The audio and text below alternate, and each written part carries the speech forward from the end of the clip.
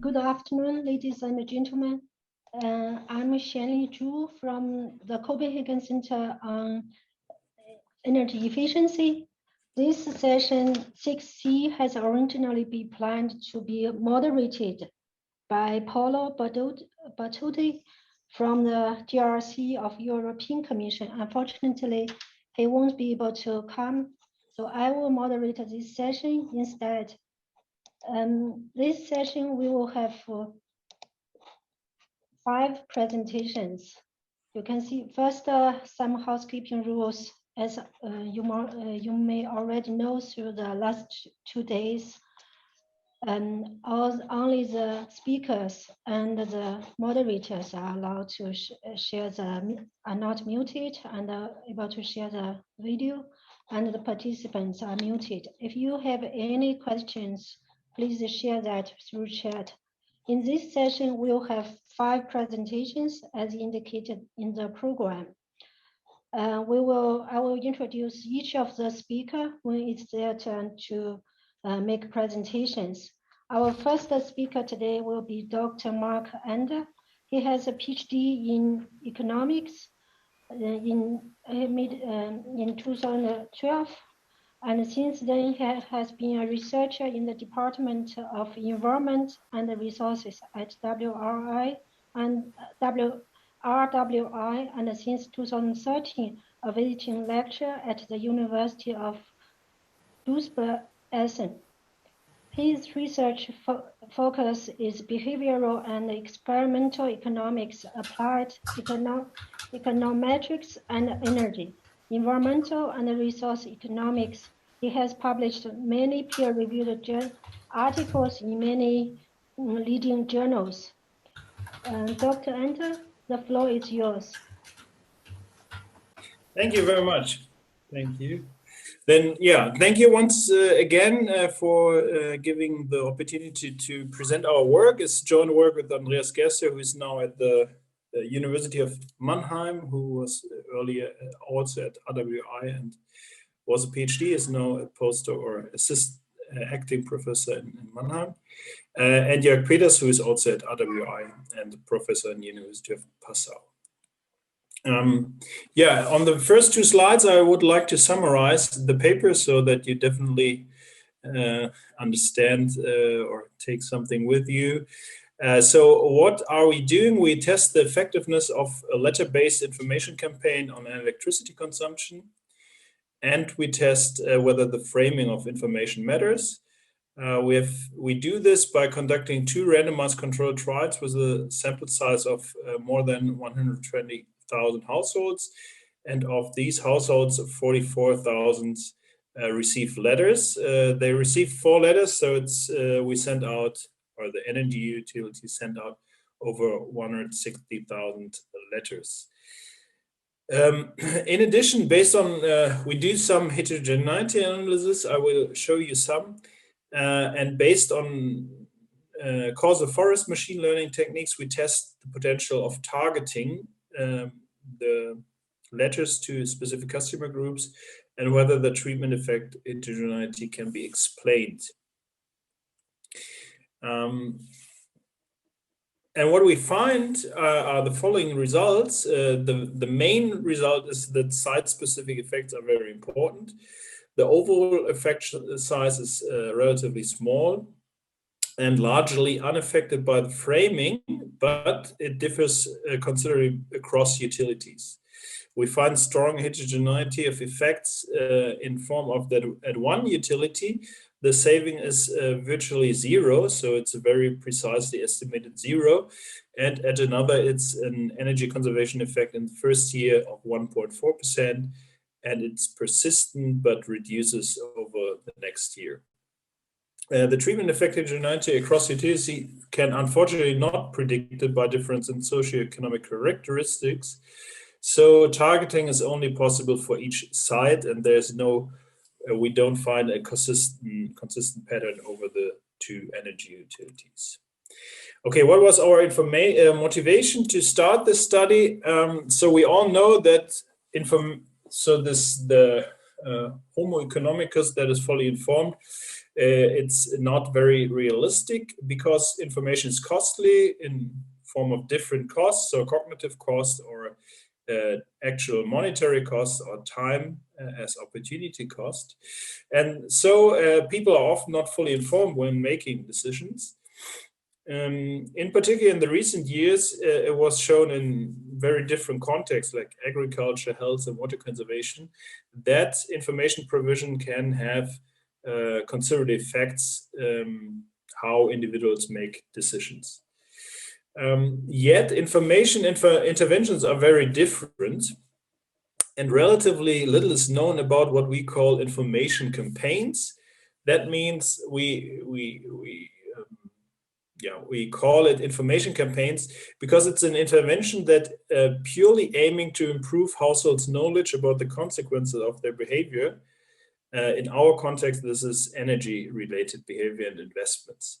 So it is different from the literature on home energy reports, so these that include social comparisons or information that is based on, for example, smart meters. So the existing literature on information for energy conservation has also shown that information provision can have effects, in particular the social comparison-based home energy reports, and also some intervention based on smart meters. There's one meta-analysis by Delmas et al. That comes to an average savings of 7.4%, yet they highlight that the better the study, the quality of the study, the rigorous of the study, the lower the estimated effect sizes. And I have conducted an own literature review in 2018. It was published, and we come to a similar conclusion that the better the quality of the study, the lower the effect sizes in general for behavioral interventions and information provision. And so the Delma study and also on our literature review is more broader, so also consider different other information provision interventions. Studies that purely look at information campaigns, how we define it, rely on very small sample sizes and find largely different effect sizes. So from -12% to 8%. And that's not very surprising. If you have underpowered studies, you can find it's not only that you often find null results and cannot say if it's really a null result or if it's due to your small sample size. Also, it can be that you find significant effects, but they are more or less a random result. So what we are doing is a large-scale evaluation of an information campaign. And why this could matter? So if consumers are unaware of effective energy conservation measures, they might overconsume energy. And there's one study that is relatively famous by Atari in 2010 and PNAS, and they find that, at least in the US, the people don't know exactly what are the measures to effectively save energy, and they also have a misunderstanding of that they think that appliances that consume a lot of energy consume less, and appliances that consume little energy consume more. So there's a strategic or a systematic bias in the beliefs. Therefore, many governments implement campaigns that inform consumers about effective energy-saving behaviors and investments, like the Energy Action at Home campaign. And our information is an information letter, so it's not a digital emailer, so it's a real letter that is sent to the household. And in comparison to other intervention, we think that it has lower psychological cost than the so-called the home energy reports that are based on social comparison.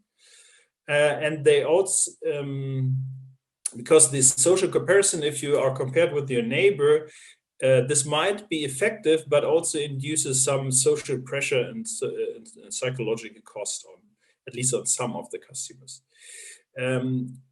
in comparison to interventions that rely on smart meters that I also analyzed in other studies, it is a low-cost intervention. So you only have to send out letters. You don't need a rather expensive technology like smart meters.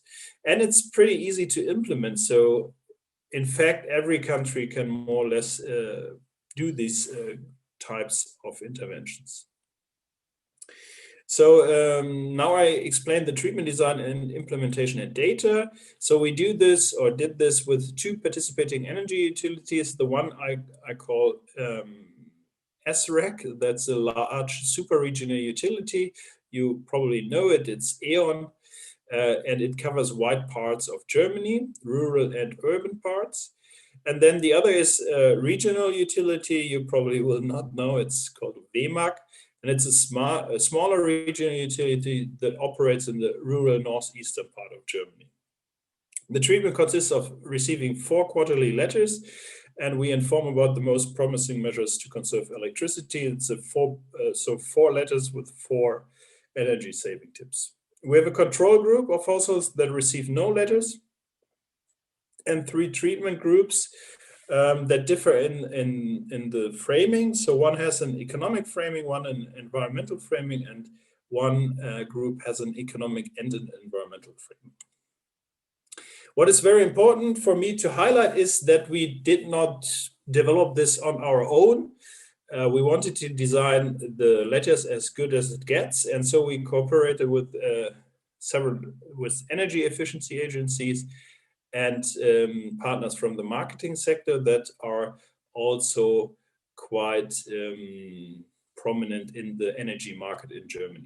So it's a Verbraucherzentrale NRW, the Germany's largest non-profit organization for consumer protection, Energieagentur NRW, a governmental agency, and then 2 marketing institutes that also have a lot of experience in the energy market in Germany. Here is an example of one energy saving tip. It's replacing an old fridge. And what I want to highlight here and specifically is the difference between between the environmental and the economic treatment. You see it's completely the same text and it looks very similar.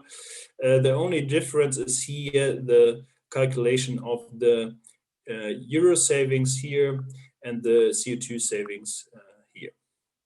And then we explicitly calculate when the standard measure, so when you do not replace the fridge, of course it's based on some assumptions that are also explained in the letter, and then when you follow the tip and replace the old fridge. This is this timeline. So we have the meter reading from 2014, and then it was sent out during 2014 to 2015. We sent out 4 letters, and the letters have different episodes that focus on different areas of the house. And then we have also the meter reading 2016, so for the year after the treatment. The randomization worked well, so we stratified on the utility and on the baseline energy consumption. And for the large utility, we have a sample size of almost 120,000, and for the smaller one of larger than 8,000 households. And then you see that the assignment to the different treatment groups was the same for each utility. The data we have is rather limited because the energy utilities in Germany don't know a lot about the customers. So we have the metered yearly electricity consumption, and we have the electricity tariffs.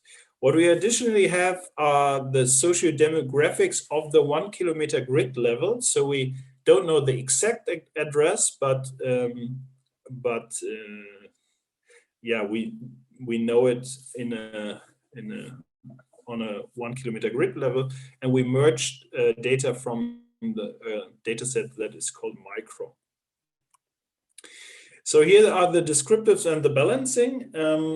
We see here, so it's a larger table, and I do this step by step. So for the super regional utility, you see here the baseline consumption in kilowatt hour per day. You see here 9 kilowatt hours per day. That is very similar to the German average. And you see the different conditional or experimental groups, and you see that this is quite similar. So the randomization worked well in this regard, and also all others that come later. You see here the regional utility tariff, the green tariff, and heating electricity tariff.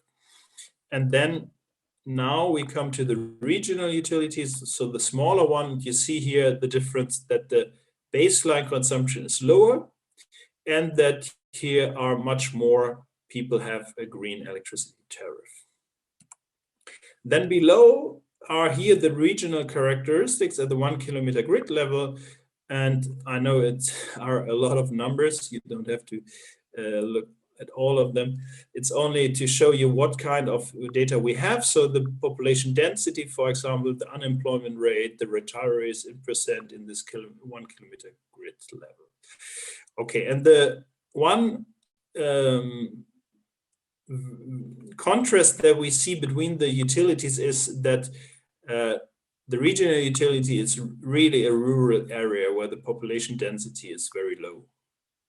We think this is the main difference. There are others too, but this is quite striking. Okay, coming to the results, we measure or estimate a difference in difference model, very standard and normal. It is standardized or normalized so that what we measure, the point estimates, can be directly interpreted as the variable for as political interest. So it's an average energy saving, the percentage of energy savings of this information letter. And here are the results. So these are the average treatment effects by utility. So this is the information letter. And here is for the smaller regional utility. Over the 2 years, we see an energy conservation effect of 1.2%. For the super regional utility, we see an estimate of the 0.07. And this is pretty precisely estimated a zero effect in comparison to other literature and studies. Okay, when we split this up for the different years, we see here that in the first year, in 2015, for the regional utility, we see an energy conservation effect of around 1.4%. And in the following year, in which we do not send any additional letters, there's still an effect of 1.1%, but you see that it decreases over time. Okay, then we have a look at the framing. So there's the econ framing and the environmental framing. And for the super regional utility, we see over all the estimates, we don't see any results. So it's just a zero. For the smaller utility, you see an effect that is quite large, so 1.6% for the environmental framing. And for the economic framing, it's 0.8%. Unfortunately, we cannot say this, so based on the estimates, we cannot say that this is statistically different. But what we can follow is that definitely the environmental framing had an energy conservation effect that was statistically significant. And in general, it looks a bit like that the environmental framing, so tentative evidence would be that the environmental framing is more effective than the economic framing. Okay, coming to the heterogeneity analysis, it's more explorative. We pool all letters into one treatment dummy and interact this with the individual level info information and baseline consumption. And a further analysis that I do not show here because it's it wouldn't need more explanation, is the random causal forest machine learning analysis. Our paper is published as a working paper, and you could have a look at this.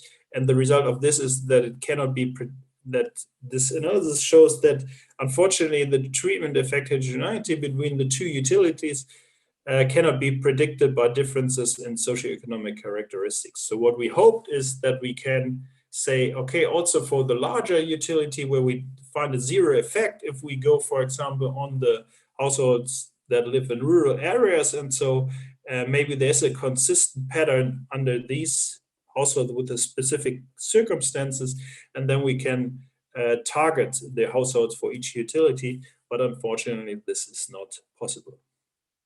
Okay, other heterogeneity analysis are quite in line with other interventions like home energy reports. The larger the baseline consumption, here's the, we split it up of the median.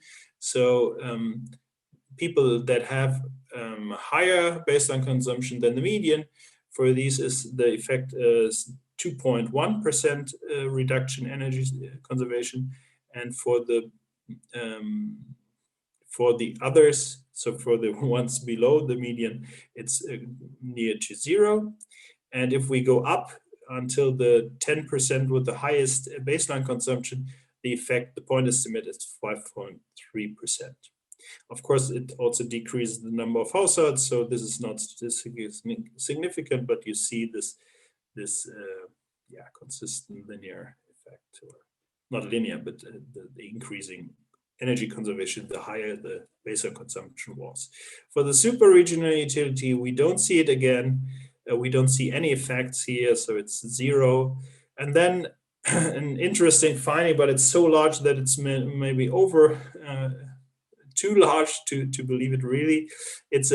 We find a 14.6% energy conservation for the household, the customer that have a heating tariff and are for customers of the regional utility. Of course, these households also have higher baseline consumption, so this is probably one reason why the effect is higher there.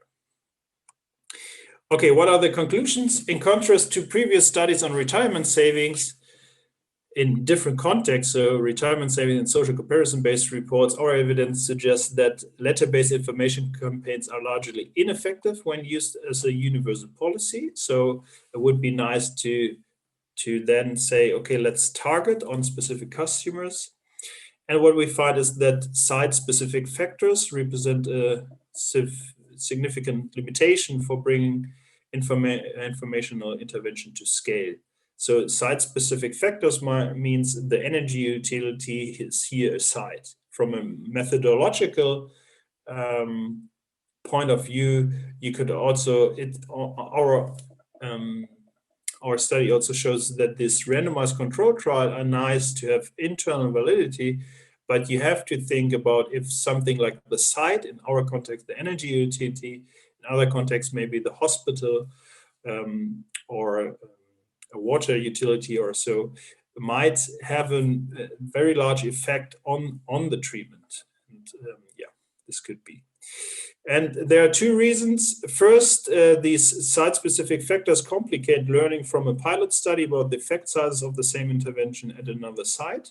So if we would only have conducted one field experiment with one utility, the conclusion would be very different, either 1.5% or 4% or 0%. Second, they prevent the derivation of applicable targeting strategies that could otherwise allow to increase the cost effectiveness. And we see a contribution to the literature on home energy reports. Probably many of you know these home energy report literature, and it's always, the home energy reports is always highlighted the social comparison element of this home energy reports.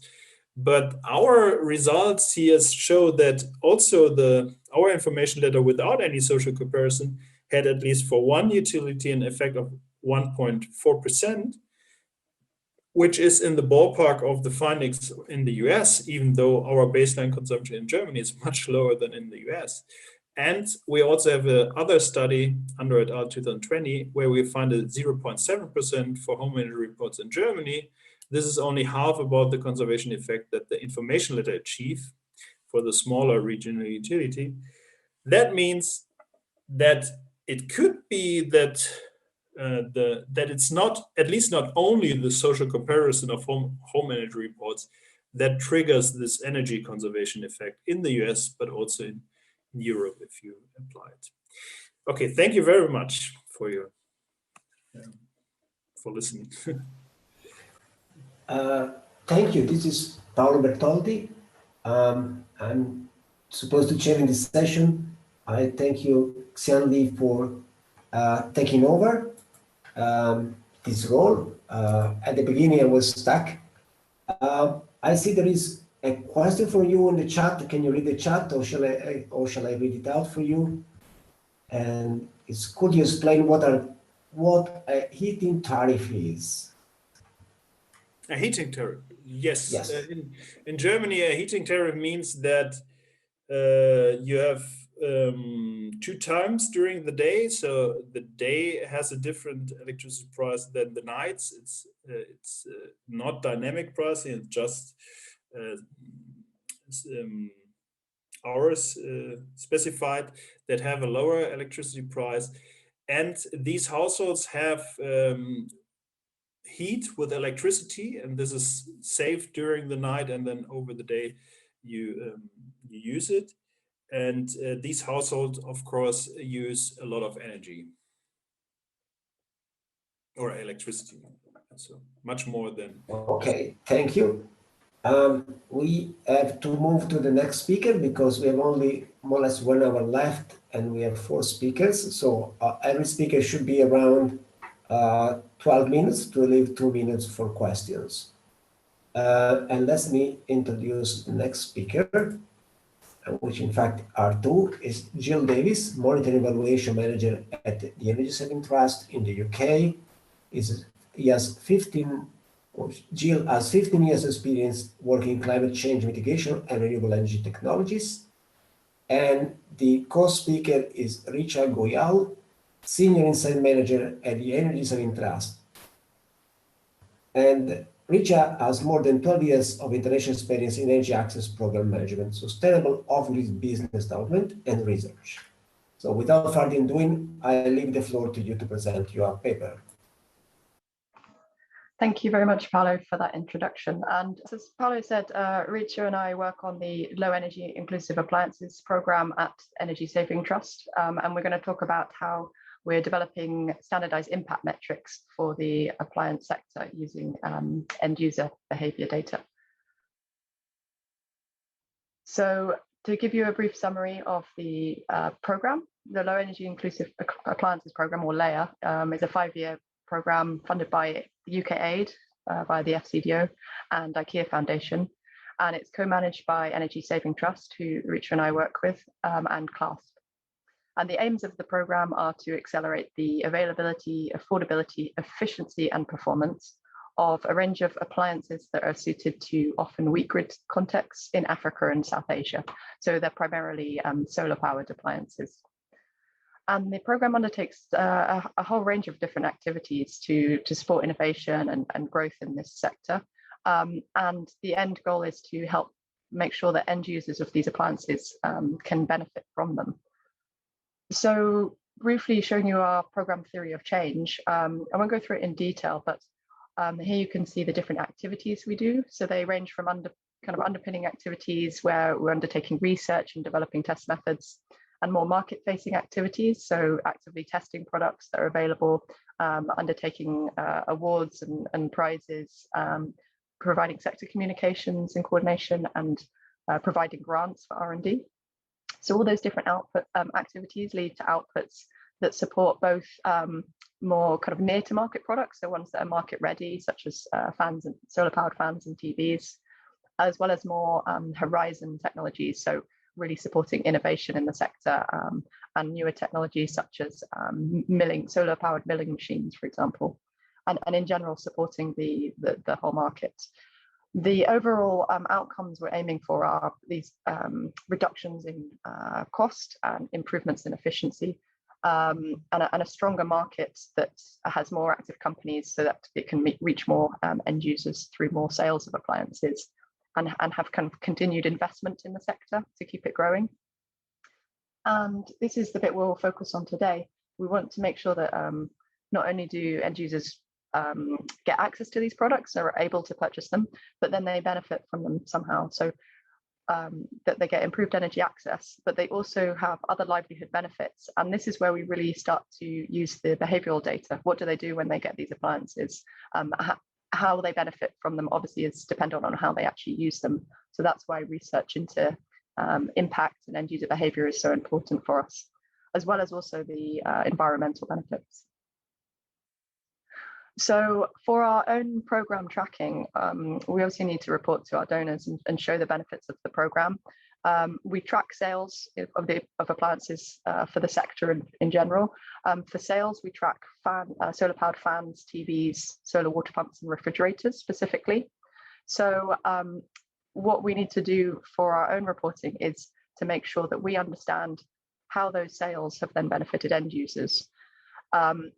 Where that behavior data of end use is really important is particularly in that second area of income generation and livelihood improvement. So for example, we want to understand what savings the household might have, for example, from having a fridge that reduces food spoilage, time savings, increased productive time. So for example, if they have a fan, they may be able to work more of the day, and income generation from using that appliance. So in order to do that, we've initially done a large review of the published available data and developed some standardized impact metrics that we use. And I'll hand over to my colleague Richa, who will explain how this has then grown into a much larger project for the program to develop an impact assessment framework that's applicable for the whole sector to use, not just for us to use at program level. Thanks, Jill. Briefly turning my camera on. So under this impact assessment project, we're developing a standardized set of impact metrics that will capture the impacts of appliances used in off-grid and weak grid settings in developing countries and rural regions, as Jill was describing earlier. And we are doing a very extensive stakeholder consultation as part of as the main method of developing these metrics, because the data tends to be sparse in these regions. You don't have organized customer list or energy consumption data easily available. You have to collect it and mine it almost firsthand, often from primary data sources. So this sector validation helps us do two things. One, it helps us crowdsource data and helps get some legitimacy and confidence into what we are developing. And also it serves as an example of a shared measurement of impact example, because there is little use in each stakeholder or each company trying to develop its own impact metrics. And if we develop a set of standardized metrics and then work with lots of stakeholders to get them to adopt it, then we can potentially also aggregate impact across companies involved in sales of these appliances, because there is that harmonization of metrics across stakeholders. Next slide, please. Jill, could you? So as I said, a lot of these companies who are involved in this sector also tend to be very lean on staff. They are often, social startups. So they may, in terms of skill sets, they may have just technology or marketing kind of focus and not have impact measurement skill set or expertise, which is where we come in and this project comes in. So in terms of methods, there are three primary methods we're using. One is a desk-based research method. The second is the primary research component, because we have a big research component under the LEIA program, so we have some flexibility to be able to undertake primary research ourselves to inform the data gaps in this research. And the third, as I said, is a big industry validation component. Next slide, please, Jill. So the types of metrics we are developing, and many of these use a very heavy component of user behavior data, and Jill and I will delve into a little bit more deeply in the next slides. But this is just a visual of one of the first publications that came out of this work, where we developed, where we published metrics related to two appliances, which are televisions and fans. And right now we are in the process of developing metrics for two other appliances, which are solar water pumps and refrigerators. So we'll request Gill to give examples of some of these metrics now. Thanks, Richa. Yeah, so just to give you a couple of examples from that first publication of metrics, which focuses on fans and TVs. So focusing on where it's more around the end user behavior, we wanted to help the sector, well, and for ourselves and as a program, but also for the wider sector, to understand what kind of economic activity people might undertake with those products. So using the data that's available, we've been able to publish 2 metrics related to that. The first one is how many people do use their appliance to support their existing enterprise. So that applies to both fans and TVs. The metric itself looks at the sales volume, how many products have been sold, and then there's a discount rate which accounts for how many products don't end up being used at all by the end user, either because they may not be working or the end users simply not use them for some reason.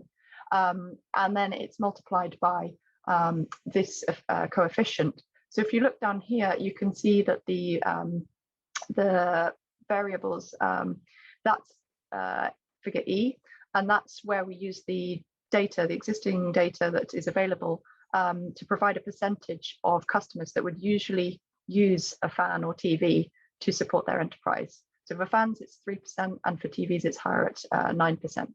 So that's from a range of data sets that are available.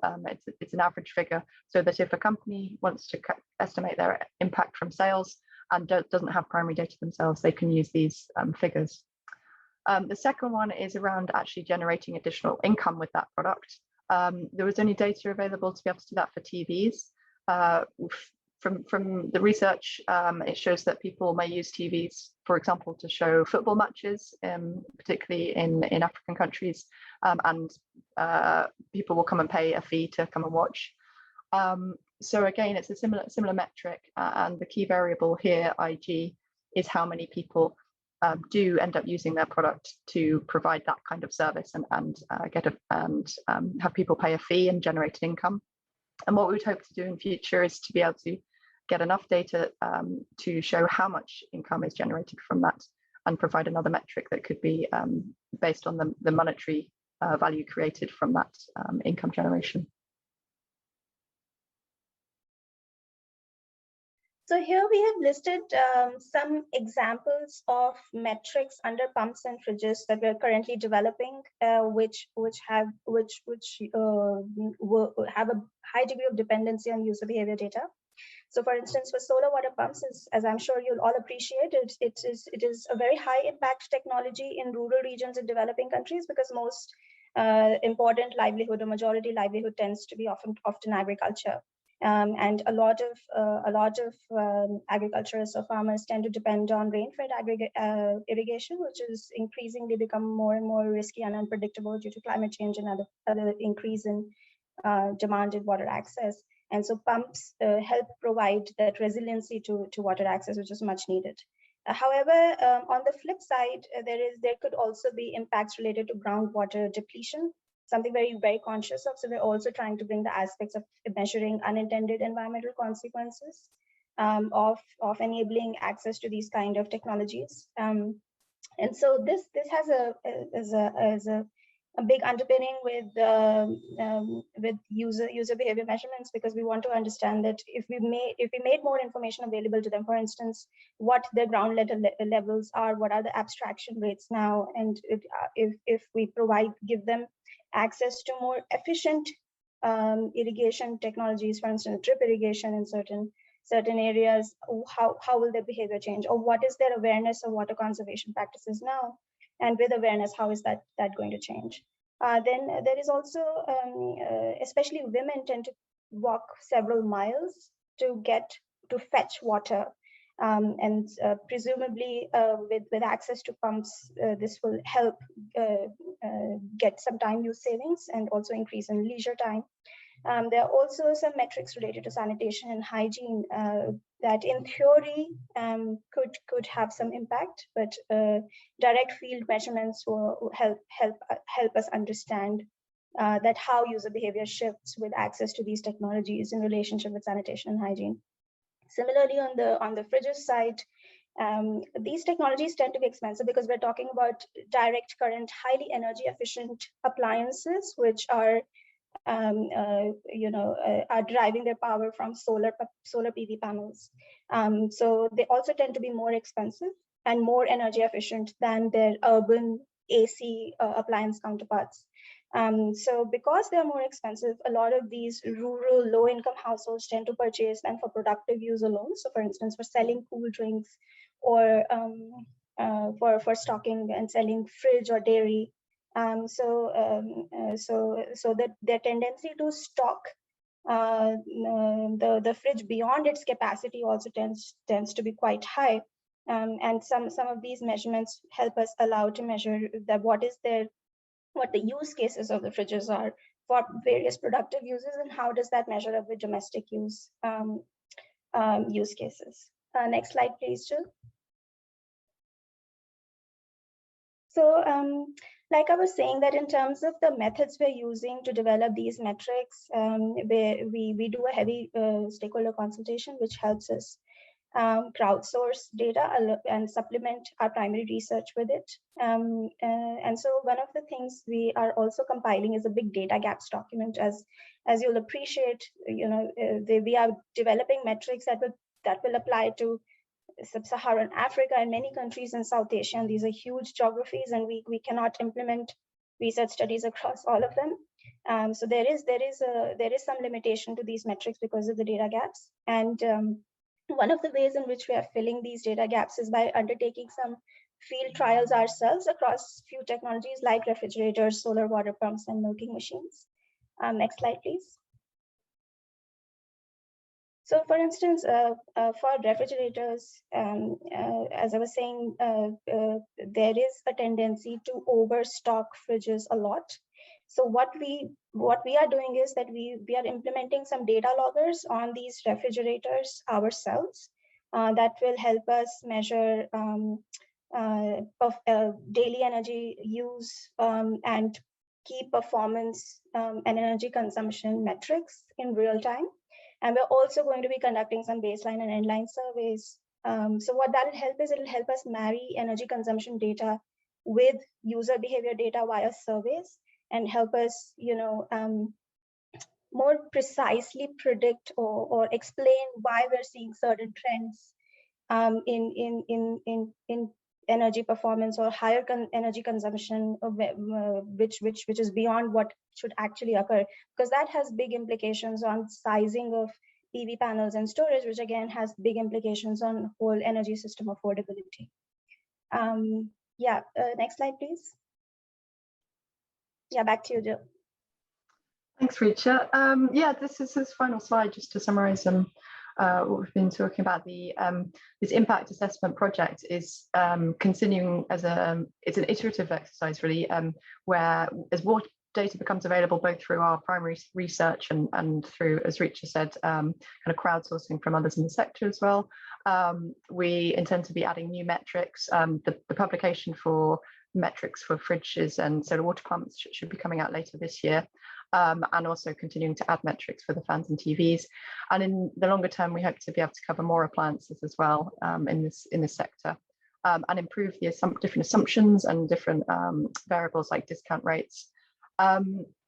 We also at the moment there's just one kind of standardized metric for each indicator we cover.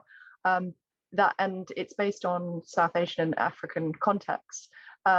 Because of the data scarcity, it's been best to keep everything aggregated at the moment. But in the longer term, we would potentially look to regionalize the metrics. So there may be different metrics for South Asia, for East Africa and West Africa, for example. We're also trying to connect with other standardized impact metric portfolios. So for example, the Global Impact Investor Network has the IRIS Plus metrics. So we're feeding into those. They have a much bigger set of metrics for a whole different range of sectors. So, but energy access is a subsector within there that we can help inform. And we're continually evaluating this kind of strategic importance of having these impact metrics available for the sector. The really key reasons are that it allows companies to forecast and estimate their impacts, even if they don't have primary data yet, and make a business case to investors, and likewise allows impact investors in particular to appraise different investment decisions based on quantifiable impacts forecast. And we are seeing positive feedback from users of our first set of metrics, and continued requests for increasing the range and of metrics and appliances covered. So that's really good to see. And yeah, if anyone's got any questions, or if anyone would like to get involved or has data that they think might be valuable, we're very open to hear more. Thanks very much. Thank you, Gill and Richa, for the presentation. Do we have any questions from the audience? Please type them in the chat. Maybe to start, one other may prepare that question. I will ask you, what is the difference between your analysis and traditional multi-benefit analysis, when you have an objective to save energy and then you assess other private or public benefit resulting from the energy efficiency measure?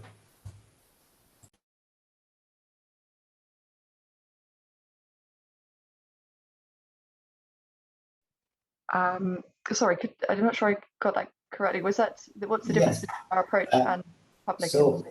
So let me repeat my question. So in traditional energy efficiency policy or program assessment, we evaluate the co-benefits in terms of employment, in terms of health. So I wonder what is new in your analysis compared to the traditional multi-benefit analysis? Yeah, that's a good question. I mean, to be honest, I've mostly worked in the international development space, so I think this probably one of the key differences is the context that we're working with rural off-grid end users. That's one of the key challenges with data collection and kind of getting the primary data, is that a lot of these they're kind of very underserved and dispersed populations, and it's also not kind of public sector spending. So there's a lot of aid funding at the moment that's going into it, but it's moving towards getting more kind of impact investment and individual investors investing in this sector. So there's probably some differences there. Richa, I don't know if you've got any more thoughts on that. Yeah, I completely agree with that. So in rural regions, in impact metrics, you cannot just transfer assumptions and impact measurement methods from urban use cases to rural use cases directly, because the measurement values, there's a big difference. So for instance, under the GHG impacts, we're developing a bunch of metrics like mitigation opportunity from energy efficiency, from use of even BLDC motors, or from use of natural refrigerants in refrigerators. Now, one would argue that, like, even if a metric like natural refrigerants, there has been so much of emissions development done in urban use cases, and you know, UNFCCC publishes formulae directly for that. But in rural use cases, when we actually looked at data, we found that there are only two or three types of refrigerants being used, and so you can develop a very clean kind of a metric, which we're also proposing, because you have very direct ability to see what kind of refrigerants are there, and then you can educate the users of that formula directly on how to measure emissions. Similarly, in the actual use patterns of these appliances, there are very energy efficient user behaviors, and one of the things we found most challenging is to educate users on correct use, so that optimum energy consumption can exist, and that is a big challenge, and manufacturers actually shy away from trying to do that with manufacturers, because this market is so volatile and so small, and the trust in technology is still developing. Thank you. Last call for any possible question from the audience. Please write it in the chat if you have any.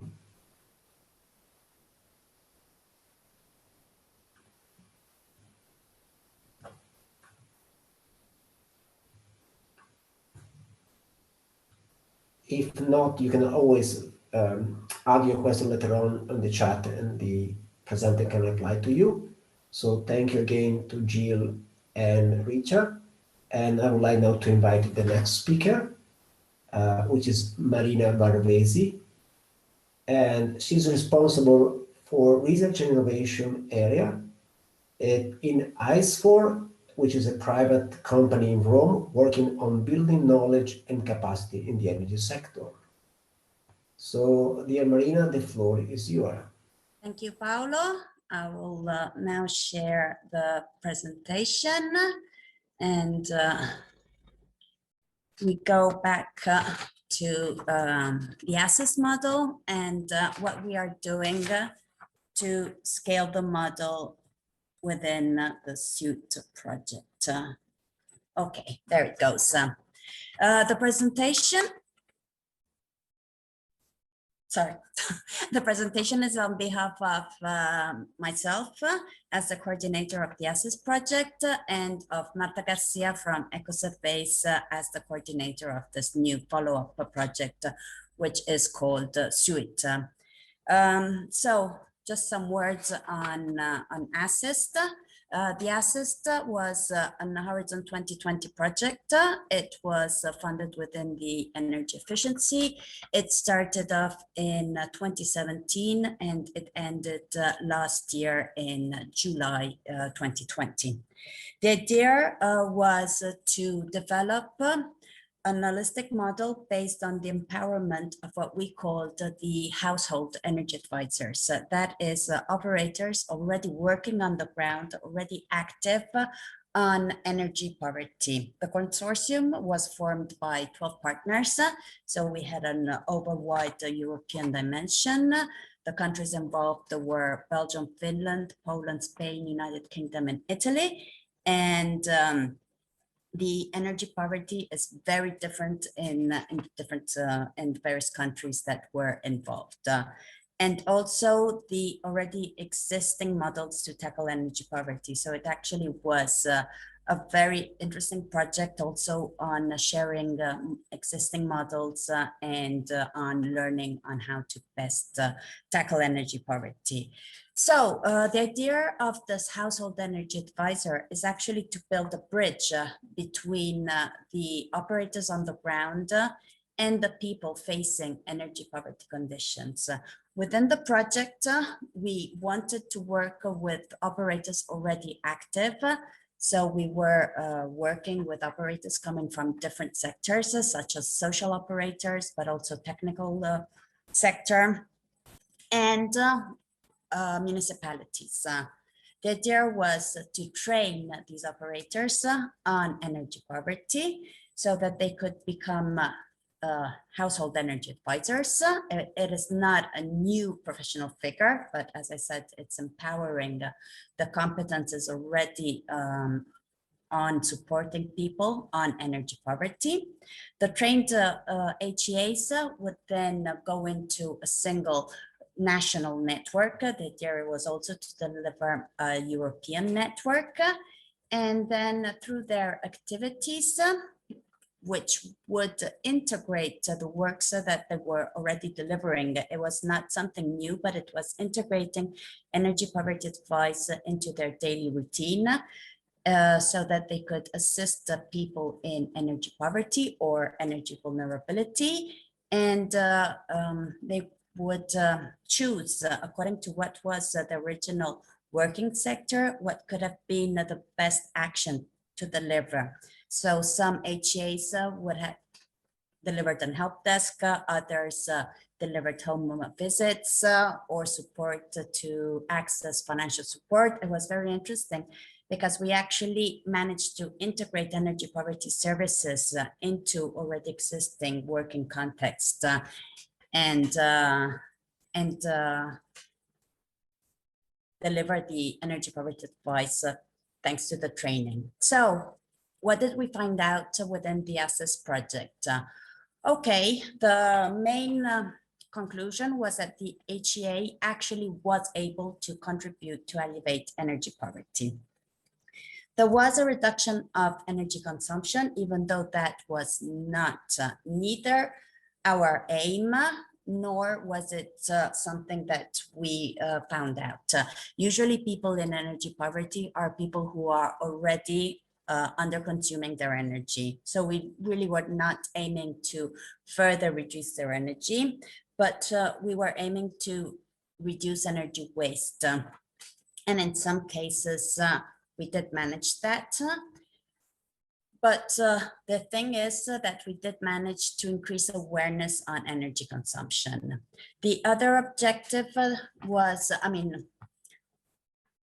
the other thing that we found out, it was an objective, but we actually did find it out at the end, was that many vulnerable consumers had old contracts and that in some cases there was a possibility of switching contract and of having one with much more favorable conditions in line with their habits and energy needs, and that would reduce their energy cost. But the two factors that really HEA was able to influence was the increased comfort. That was a subjective perception of how people felt comfortably at home. And they did say, we used a questionnaire, an ex-ante and an ex-post questionnaire to collect data from the people that the HEAs assisted. And in this questionnaire, there was also the question on, do you have a comfortable level at home? And before and after, and the actions of the HEAs did manage to increase the comfort, the perceived comfort level. And the other impact of the HEAs was that having someone to refer to on energy issues made people feel less vulnerable. So it actually reduced their vulnerability towards the energy market. So it is something that actually the actions of the HEAs is positive. We did carry out also a SWOT analysis of the actions of the HEAs. I will just quickly go into the various strength, weakness, opportunities, and threats. So one of the main strengths of the HEA's actions is that it was actually able to reach people who would not have been reached in different ways. The idea of empowering operators already active on the ground enabled us to go directly to the target. It was not a new figure that had to find its way to communicate to engage vulnerable people, but the trained HEAs were already supporting and dialoguing with these targets. And so the fact of empowering these operators gave us the possibility to reach to a difficult target. One of the weaknesses, however, is that it really takes time to get empowered on energy poverty and to support also vulnerable families. So there are actually two weaknesses. Even the fact that vulnerable families don't really trust advisors. So it took a long time to actually get them to deliver, to take into account the advice given. The opportunity, sorry, I got confused between the opportunity and the strength. I mentioned as a strength the opportunity, but yeah, they're very, very similar, the two. The idea, as I said, is to use people on the ground. And the big threat, but that's related more to working with the vulnerable group, is that they might take up the advice that you give them, but they might also give it up as easily. So it is something that needs to be kept up on the timeline. It is not something. It is not just one simple advice, but it's more a continuous work of the one of supporting people in energy poverty and energy vulnerability. So the ASIS model did actually prove a success. It was a sort of win-win model. That's because the organization taking up the ASIS model integrates its services on energy poverty. It is not something new. They are already delivering assistance. They are already supporting people in need. So they integrate their activities with energy poverty. Of course, it is favorable for the people in energy poverty or vulnerability, as they receive customized and direct advice on energy poverty according to their situation. And therefore, yeah, it is an overall win-win to tackle energy poverty. So what are we doing now? Because as I mentioned at the beginning, the project ended in July 2020. So that means that also the funding ended, and actually the fact of having to train some operators and having to manage the network and having to support the operators in their advice is something that actually does require some financial support. So we're trying to deliver a scalability plan to scale the access model in the various countries. And this is being done within the SUIT project, which is coordinated by ECOSERVEIS. And the activities within the SUIT project is to start from a context analysis of the access model as a long-term model to tackle energy poverty. Of drafting the delivery and scalability plan of the access model, and of course building on the context analysis. And the idea that we have in mind is to finally launch as a long-term instrument the HEA and the network and the national network of the HEAs as something that is a long-term tool to tackle energy poverty in the various countries. Actually, similar models already exist in some countries. For example, the energy scanners in the Flanders-Belt region, or the Rappel network in France, or also the Warm and Well program carried out by our partner, the 7Y Energy Agency. So the idea is to use what we did on the access project to integrate the existing models and to scale the model as a long-term tool to tackle energy poverty. Here are some of the actors who can actually be interested in taking up the model, what could be their role. And one of the things that we're really looking into within the SUIT project is the idea of the access model within municipalities, within their CCAP plans. We have Climate Alliance as one of the partners of the SUIT project. And so this is something that we are really keen to work on. But actually, all these lines are something we would really like to develop further and to see how the access model can be part of their daily work.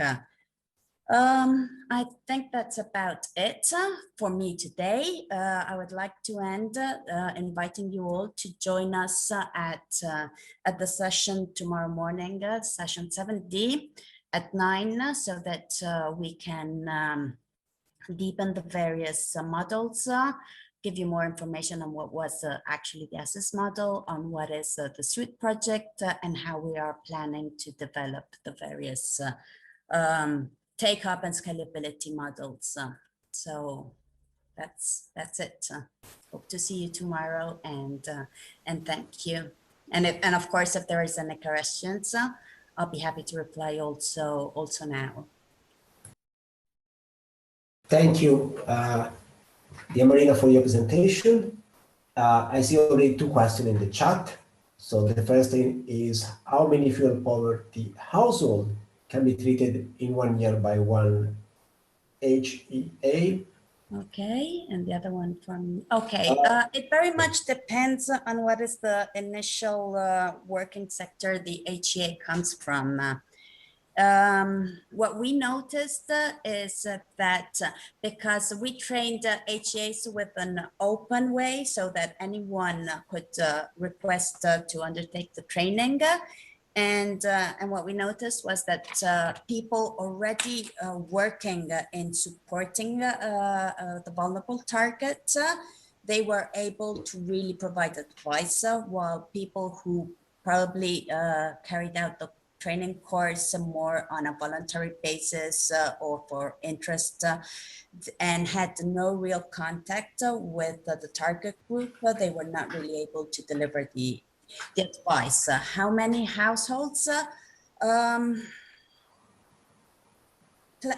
If they are really active on the ground and they are in contact with the target, I could say even I don't know what kind of indicator, but why not one a day?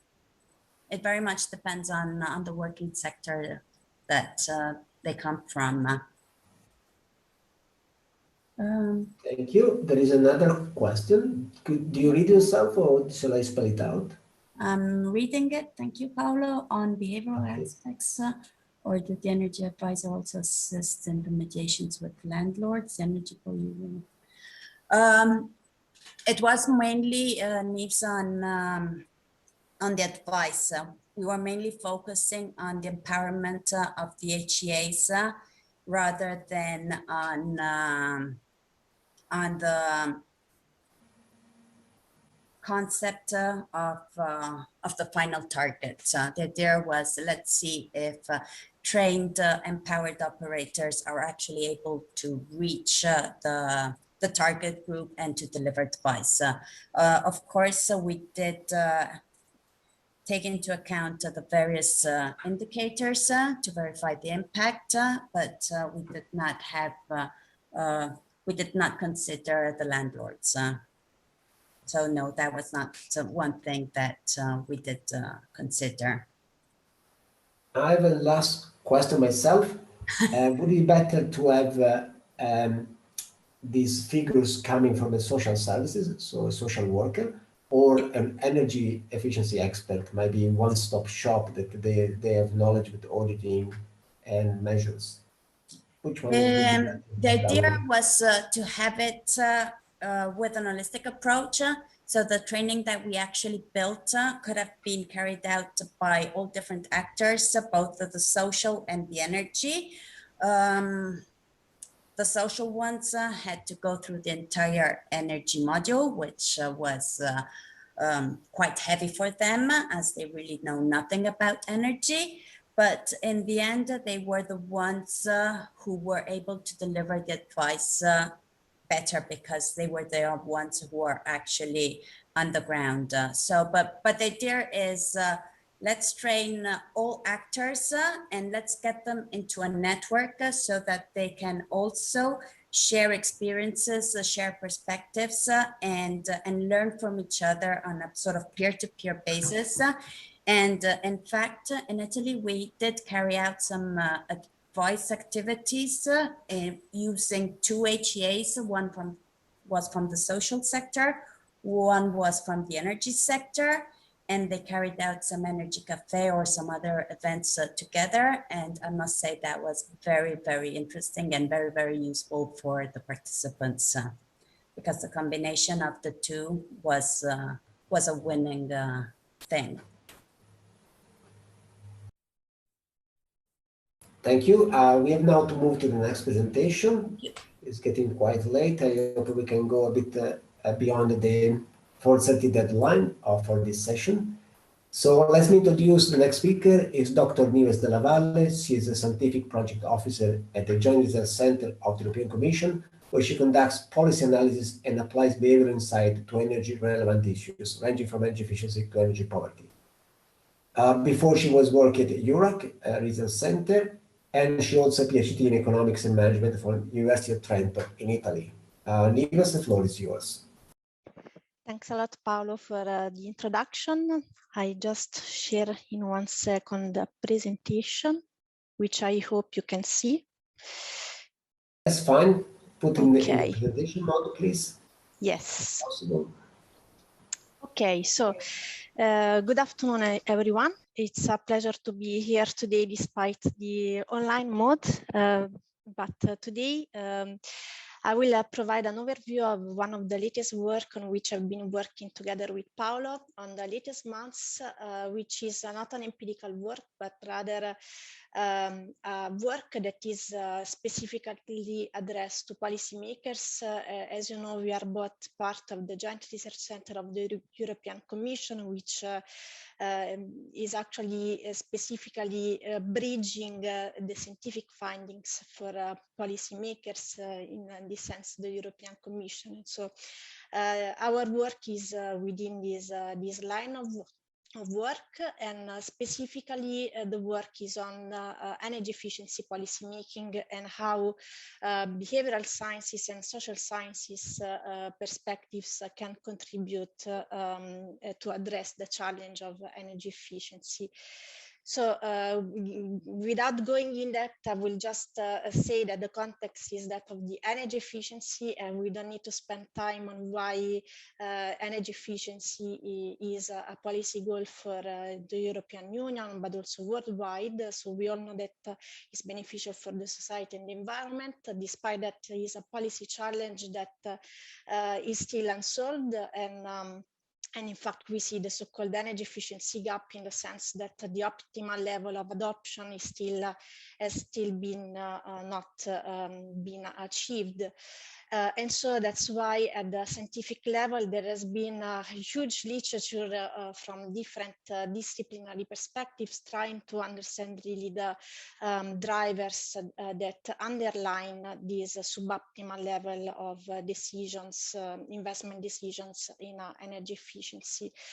Despite this plethora of work that is out there in the scientific literature, what we see in the policy making process is that the main scientific findings that are used are those that assume the so-called cost drivers and barriers perspective. And only recently there has been this consideration of the human behavior. Before then, it was really considered as a trivial factor. So with the exception of economics, social sciences has only recently contributed to inform the energy policy table, and recently also we have seen with the introduction of behavioral economics as an additional causal framework to understand the human behavior, we saw that actually behavioral sciences have entered finally the energy policy table to understand the problems associated to energy efficiency. The motivation of this study is that actually there is still a lot of untapped potential from other social sciences that could actually better make policymakers address the problems, understand and address the problems related to energy efficiency. So we want to do, what we want to do with this study is to close this information gap in policy and to make policymakers more aware of these intellectual approaches on which they can draw. And so the current approach to policymaking, as I said, is those that reflect the economic and behavioral science approach, and that is actually reflects also the policy, the problem frame that has dominated the energy efficiency policymaking. That is the one that assumes that the problem is due to a failure, an individual failure in investing in such an optimal option. So behavioral sciences and economics were considered as useful sciences because they could provide those insights to close the so-called energy efficiency gap, understand the drivers, and also provide the tools to close this gap. So in this study, we made an overview of these barriers and drivers from the economic and behavioral science perspectives. And we also made an overview of the instruments that reflect a traditional approach to correct the so-called market failures, so that are justified basically on economic grounds.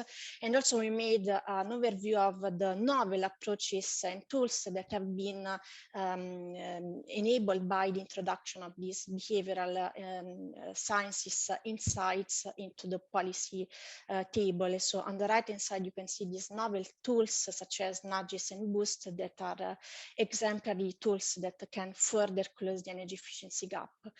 But as we said, there is this untapped potential that actually the way the energy efficiency problem has been framed so far perhaps is a bit unsatisfactory.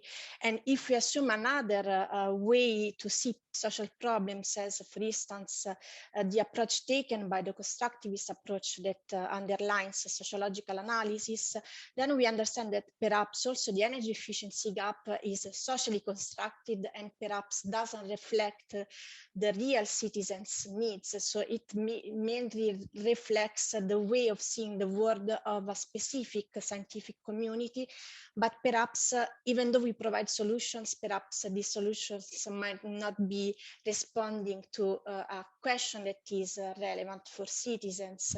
So thanks to this complementary lens that is provided by the sociological lens, then we can really further better the policy making process and understanding of energy efficiency. And to make the case for the importance of looking at the energy efficiency problem through this lens, then we make the case of two specific social structures that might actually shape the way citizens understand the problem and enact the problem of the efficiency of the energy use. For instance, social practices are an example of social structure, and through this lens we might really understand how citizens' meanings and needs are associated to the problem of energy efficiency. As also Marina said earlier, the energy poor is a specific category of people that might have specific energy needs. They usually also under-consume, and if we don't consider the specific needs, then we might risk to end up, for instance, in the so-called pre-bound effect that then might make also sometimes the retrofit interventions not completely effective because of this gap in the consideration in the economic estimates. And similarly for the social classes, it's another example of social structure that might further make policymakers aware of the so-called distributional effects of energy efficiency measures. For instance, the renovation effect is another unintended effect of energy efficiency policy measure that, if occurs, then might further worsen existing inequalities. So we need to understand also how energy efficiency measures might diffuse across different classes. So let's say that with the view that problems can be also differently conceived by different people, so not only scientists, but also the directly involved people, then we add to another stream of literature that considers really the importance of including citizens' perspectives in the knowledge production and, in our case, also in the policy making process. So as scientists provide evidence to understand and address a specific problem, in this sense, energy efficiency, the energy efficiency problems, so citizens can provide their context-specific experience, meanings, and perspectives to make policymakers then better address the energy efficiency problems in a way that is also just. So since time is over, I suppose I just want to conclude with this proposal that we make to policymakers, that is to engage in a so-called transdisciplinary process in which to produce the knowledge that is then used in the in design and implementation of energy efficiency policies, then there should be not only the presence of some representatives of a specific community like the economic and behavioral sciences that we have seen so far, but also the citizens, the directly involved people themselves. In this sense, policy advice can really become more scientifically robust and socially relevant.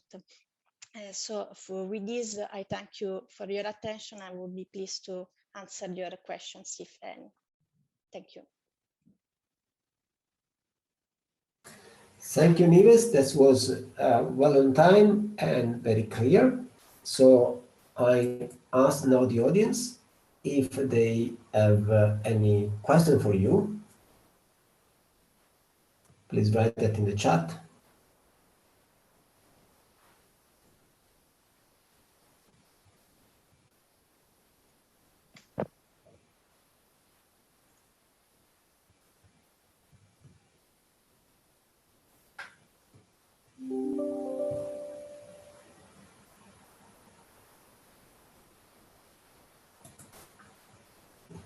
Doesn't seem to be the case. I don't see anything coming up in the chat. So thank you again for your great presentation. And I move now to the last but not least speaker of this session. So let me introduce Dr. Iljana Schubert. She's an environmental psychologist, currently working as senior research at the Sustainability Research Group at the University of Basel, Switzerland, and in the Sustainability Mobility Research Team at University of Applied Science in Zurich, Switzerland. She also doctorated in sustainable consumer behavior from the University of Bournemouth in the UK. Dear Iljana, the floor is yours. Thank you very much. I hope you can see my screen. Yes, it's fine. Great. Thank you very much for the introduction. I would like to talk about the opportunities for energy consumption that we can maybe see from the COVID pandemic today.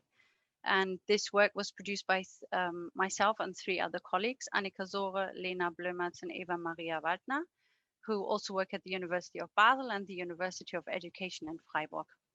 And I hope you're not too tired because it's quite late in the afternoon. And I would like to start with asking you a question.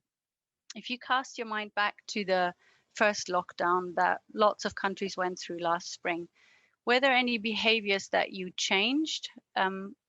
If you think, you know, not just the behaviors you were forced to change, but were there any other behaviors you changed? And have you kept any of them up? Because this is what our talk is, or my talk is about today. And last year, just around that time, as the kind of the lockdown was easing, and during the lockdown, lots of stories in the news came out about behavior changes related to mobility. So here I've picked up some pictures about the stories about bike riding and the pop-up lanes. Also, consumer behavior changed a lot. People shopped in a very different way. They made larger shops, but went shopping less often, for example. Also, the type of things that they bought. There were food-related changes, and of course, there were travel-related changes. And similarly, there's now research emerging that indeed identified those changes of behavior. And this is also where our research area lies. We wanted to look at how consumption behavior has changed during the COVID-19 pandemic. And specifically, we started looking at just the period just after the first lockdown. And we found, or we're looking into the behaviors that were either more sustainable, so some of the ones that I mentioned already is maybe more cycling or a healthier lifestyle, but also there were less sustainable behavior, and we're interested in drawing out conclusions from that in the concept, or related to the concept, of windows of opportunity. So windows of opportunities being when you have dramatic changes in your life, like a pandemic, but also maybe more positive changes where you move, you start a new job, or you're having a child. All those are kind of windows of opportunities where you can break habits and routines. And we're interested in seeing what we can learn from this particular window of opportunity and how this might, what lessons we can draw from that. In particular, we're actually interested in the relationship between quality of life and sustainable behavior in this context. And quality of life is always taken as, or a lot of the times taken as a dependent variable. So when we look at behavior, it is more the result. So how has the behavior change affected people's quality of life? If we look at sufficient behavior, you know, if people have, for example, given up their car, how has this affected their perceived quality of life? Has that increased, reduced? And in this research, we're actually looking more at quality of life preferences. This is a more detailed view of quality of life, so very underlying preferences and how this affects sustainable consumer behavior. So we're turning it around The reason why we're doing that is that research has found that individual quality of life preferences can indeed shape our choices. And some of the ones mentioned here are freedom, comfort, identity, status, and flexibility. And they've been related to, for example, travel choices, but also other choices that we make. Our research personally has shown that quality of life preferences can have a relationship with air travel, or we found a relationship with air travel. And there, the preferences, the relationship with preferences was both positive and negative, as you can see here. So an increase or a decreased likelihood or relationship with air travel. So we're interested in finding out, or we pose the hypothesis that if you can maybe encourage or discourage certain quality of life preferences, can you maybe support behavior change towards a more sustainable behavior? So the research I'm talking about today focuses on or has 3 research questions. First of all, we're interested in behavior change during the first lockdown period. What behavior was changed, and also how can this change be explained with maybe quality of life factors, but also controlling for situational and context factors of handling of the crisis and the living situation, as well as socio-demographic factors. Are people intending to keep up this behavior that they've newly found or that they've maybe rediscovered? And can this again be explained by our factors? And also we're looking at international differences. We're looking at differences between Germany and Switzerland because they're right next to each other. We're looking at the German-speaking region in particular, and we're looking at how, what are the similarities and differences between those 2 countries. So just to give you a quick overview, the patterns are actually very similar between Switzerland and Germany. And what happened, there was a nationwide lockdown in both countries that happened around the same time. So middle of March to middle or end of April. And then there was a stepwise opening just in many other European countries and any other countries in the world as well. And of course, there has been a kind of a forwards and backwards between these phases. In this research, we're focusing on 2 surveys. We specifically run a COVID survey which looked at Swiss and German participants. We have a sample of 2,000 participants, and then we also have a panel survey that we run on a yearly basis, which is the Swiss Household Energy Demand Survey, which only has Swiss participants in it, but where we can relate the COVID questions that we have included to other underlying factors, for example, which we will be analyzing. In this talk, I don't want to focus on a very broad number of findings, but I'm going to focus down on some specific findings. So I'm going to give you a quick overview of the behavior change that we found. And in general, we looked at those categories here. We looked at food and shopping in general. We looked at leisure time, social and political engagement, mobility and work-related changes. And we looked at intentions, as I already said. We looked at 14 quality of life preferences, and they varied from health, safety, identity, privacy. You can read the list here across a number of different underlying factors. And we looked at control factors that I already mentioned as well.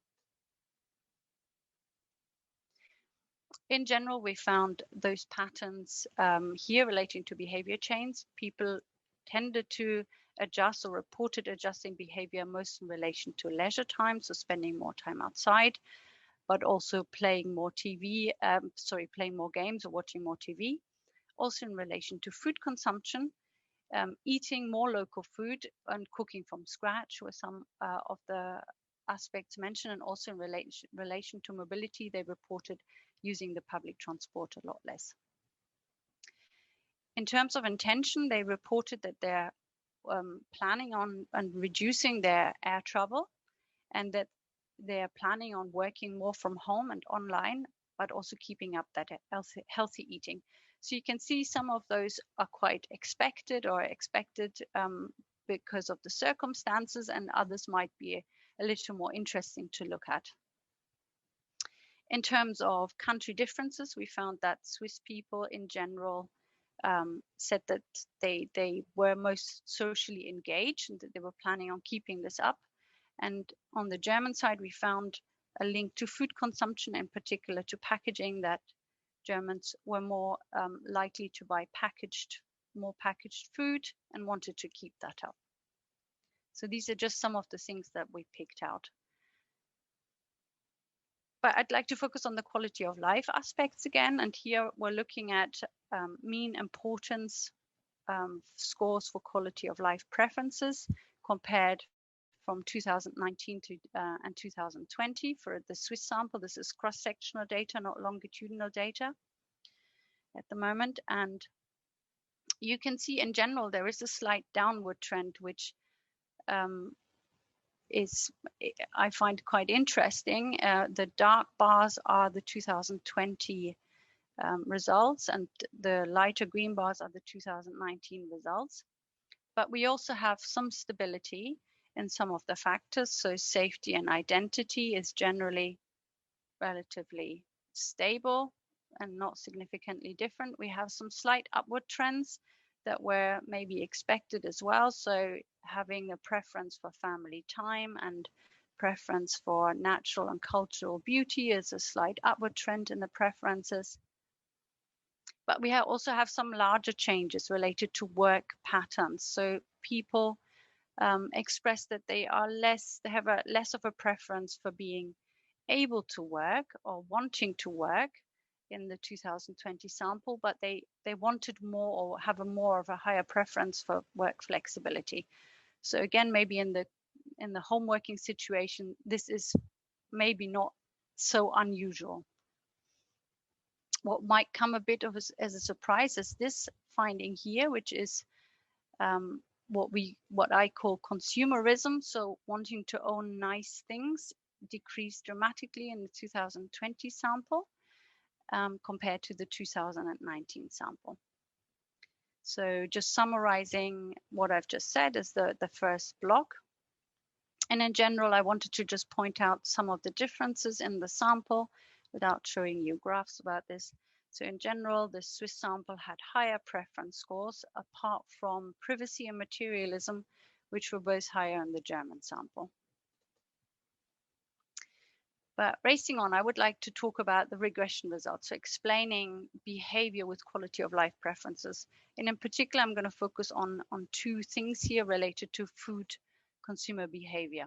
First of all, we created a composite score from our various measures, behavior measures, and we called it sustainable food behavior.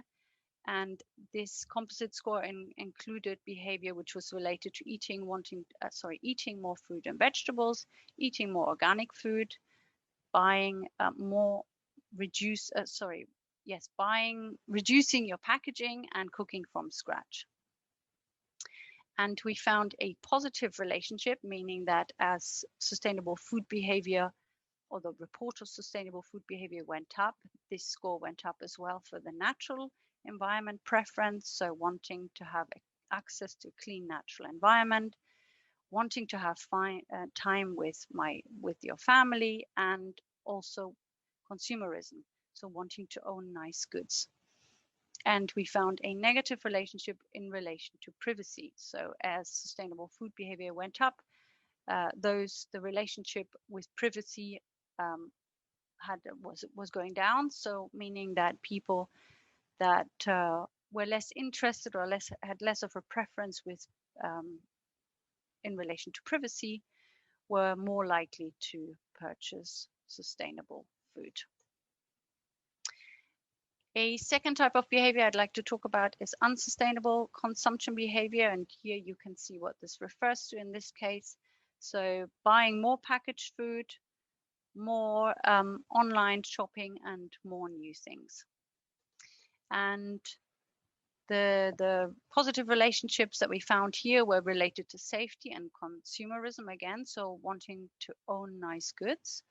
And the negative relationships were related to a preference for wanting to have a natural and clean environment, positive relationships, and a fulfilled leisure time.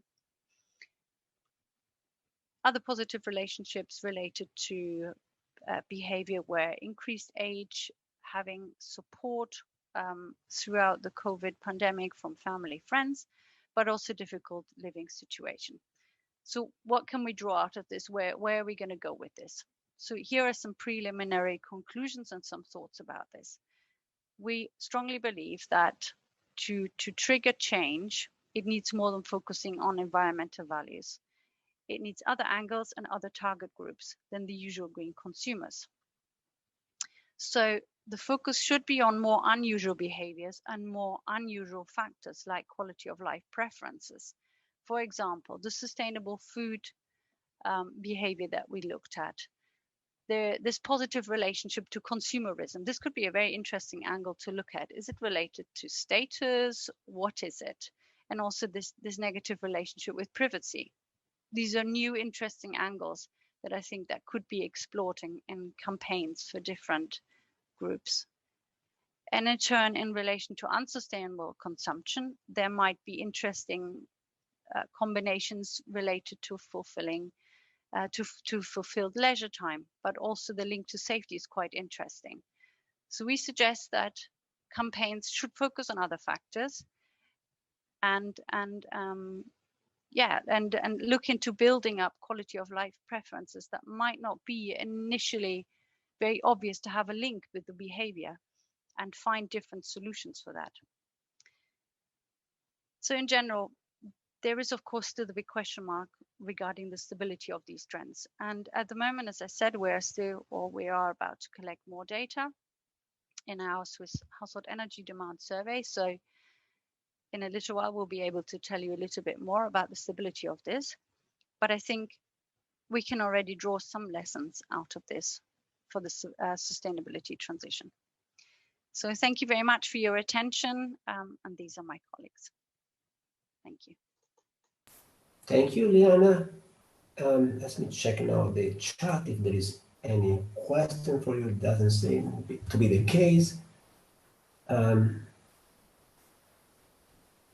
So maybe if you can go back from one slide, that I have a question for you because something was not clear to me. So when you talk about unsustainable consumption, you have there is a positive impact from leisure time. I don't understand the link to safety. What does mean this? Okay, so there was a negative relationship with safety here. So people that expressed a strong preference for feeling safe were less likely to purchase unsustainable food, meaning they bought less packaged food, they bought less new things, they bought less things online. So it's just another interesting angle to look at, to see what can we draw out of this. Okay, so should be also interpreted as a link to health, basically. We did actually ask about health, and health was not one of the factors that wasn't one of the factors, in fact, that had an increase, as you could see in the, if I skip back, in the quality of life factors. So you have good health here in the first column, and you can actually see that the preference for good health is slightly decreased, surprisingly, rather than an increase. And yeah, the safety aspect is an entirely different one. It's the need to feel, or the preference to feel safe in general, rather than health related. Okay, thank you for the clarification. Is any other question from the floor?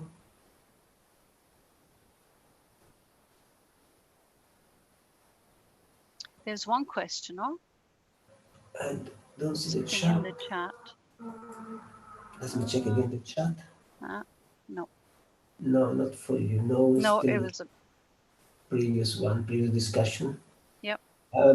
So thank you again to you, Iljana. Thank you to all the speakers. Thank you for the organizing, for putting together such an interesting panel. And this concludes today's session. And the conference will continue tomorrow morning, I guess, at at 9, yes, with the sections 7, A, B, and C. So till then, you can rest, enjoy your free time, and then most probably see you, some of you, in the tomorrow session. Good evening, and thank you again to all the participants and to the audience. Thank you Bye. very much.